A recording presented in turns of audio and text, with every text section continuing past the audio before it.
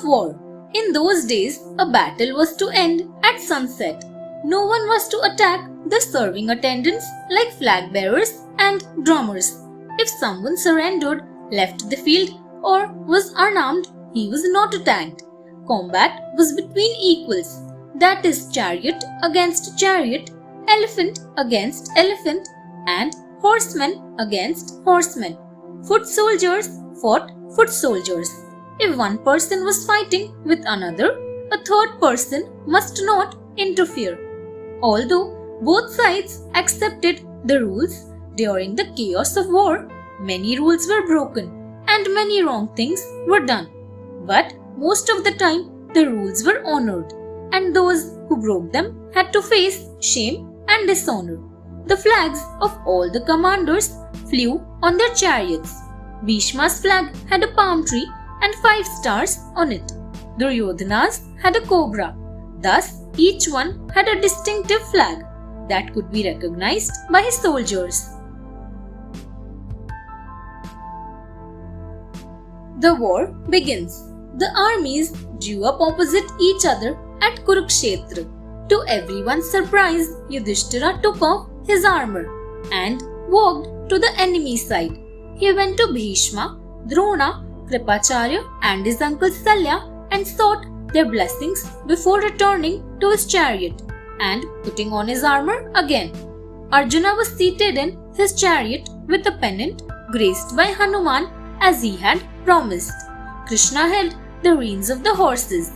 Suddenly, seeing all his elders, teachers and relatives lined up in the battlefield opposite him, Arjuna suffered great agony of mind and heart. How could he attack, let alone kill, all these people who were his own kith and kin? He was ready to give up even before the battle.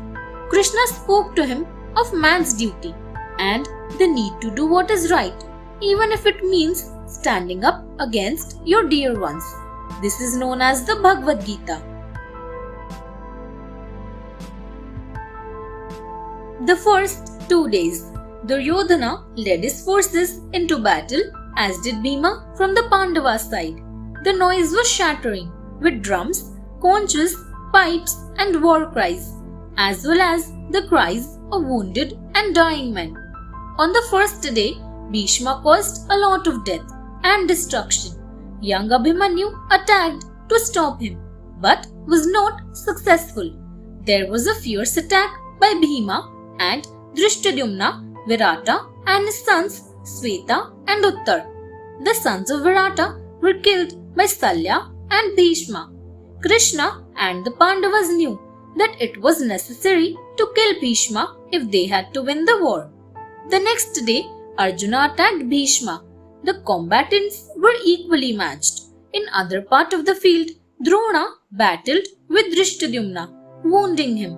Bhima rescued Drishtadyumna. On the second day, Arjuna and Bhima had caused a lot of damage to the Kauravas.